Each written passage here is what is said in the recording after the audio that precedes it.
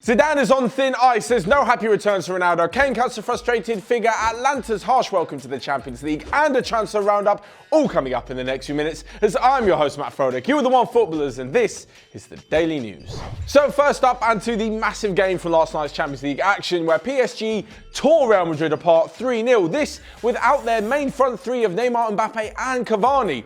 Somehow, things aren't looking so good for Real Madrid and Zinedine Zidane, and it's not actually too early to say that he is on pretty thin ice. He may be sacked by the end of the month, should the rest of the month's results not go so well. Angel Di Maria, the scourge of Real Madrid after leaving them a few years ago, was in fine form and could have had a hat-trick, but instead he just bagged two. What it did mean, though, is that Zinedine Zidane now has a less than 50% win rate since returning to the club. He should have just quit while he was ahead. He had a brilliant legacy. He left the club last year and now he's come back to find it in ruins. And even Eden Hazard, on his first full start for the club, had a pretty poor game. The other big talking point of the evening was Gareth Bale's unbelievable goal, which was ruled out by VAR for a handball. If you look at it, the ball strikes his arm and then keeps falling down in the same direction, and this is where I think it's really harsh. The rule is, especially when giving handballs against penalties, is that if your hand extends the silhouette of your body, so if it's outside the width of your body, then it's a penalty. Of course, if it's here and it hits your hand, well, it's going to hit your chest anyway. The thing is with Gareth Bale, when it hit his hand, it didn't even alter the movement of the ball at all. It just continued down and then he volleyed it in.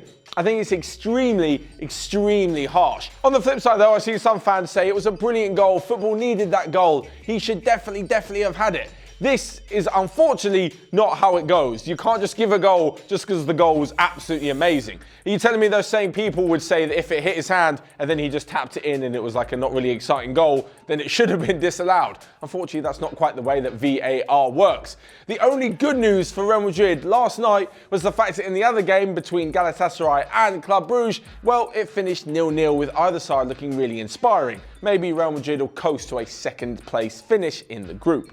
But now on to Real Madrid's massive rivals Atletico Madrid, who managed to salvage a late point against Juventus. Cristiano Ronaldo did not have the best of evenings, although he did come close to scoring with a brilliant individual run. It now means that the guy who scored 25 goals against Atletico Madrid could not further add to that tally, and Juventus will be disappointed to let a two-goal slip, but in my opinion, Atletico Madrid deserved it. There were periods of the game that Juve were better, including obviously the period where they scored two goals, Cuadrado and Matuidi getting on the score sheet. But overall, Atletico Madrid were really aggressive and really did deserve something. It's really telling that Kieran Trippier had a brilliant game, whilst for right back at Spurs, Davinson Sanchez had an absolute shocker. What it also means though is that while both teams take a point against each other, Lokomotiv Moscow are actually top of the group after a 2-1 win against Leverkusen, with goalkeeper Hideki pulling off an absolute stinker for Lokomotiv Moscow's second goal. So next up, and talking about Davinson Sanchez's poor performance for Spurs, he wasn't the only one, as they let another two-goal lead slip. This just a few weeks after being 2-0 up against Arsenal, conceding just before half-time, and then losing the second half 1-0 to finish 2-2. It was literally a carbon copy yesterday. And one man who wasn't too happy about it, alongside obviously the manager Mauricio Pochettino, was Harry Kane. Kane said after the game that he can see why the manager's frustrated because he's been here for 5 years and Spurs are still making the similar mistakes as during the first year. They're not young anymore, they're not inexperienced, they've played in big games for club and country, and this just can't happen. Now, I don't want to read too much into it, but it does appear that Kane obviously is not happy with the way that the team are also stagnating.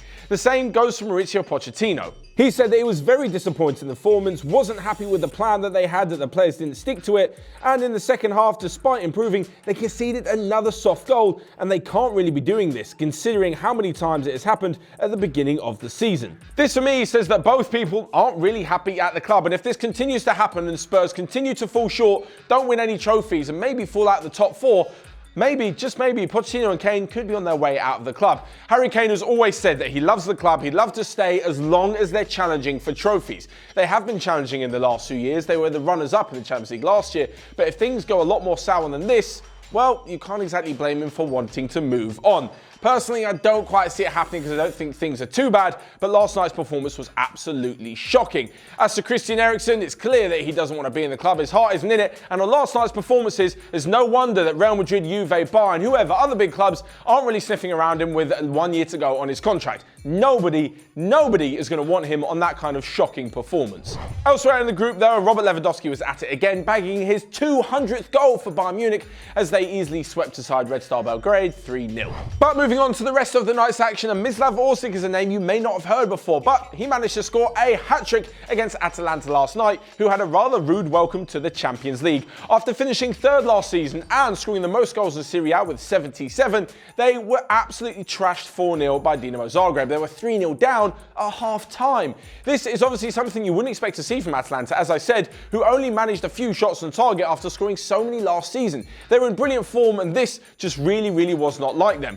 Despite this though, it has become a little bit of a theme where sometimes, just sometimes, they fail against the smaller sides, but then they'll put in a great performance against Manchester City. And talking of great performances, that's exactly what Manchester City did do. Last night they beat Shakhtar 3-0, and it seems that they'll probably be runaway winners of the group, and it's between the other three for who wants second. On the basis of last night's performance, Dinamo Zagreb are more than ready to fill that spot.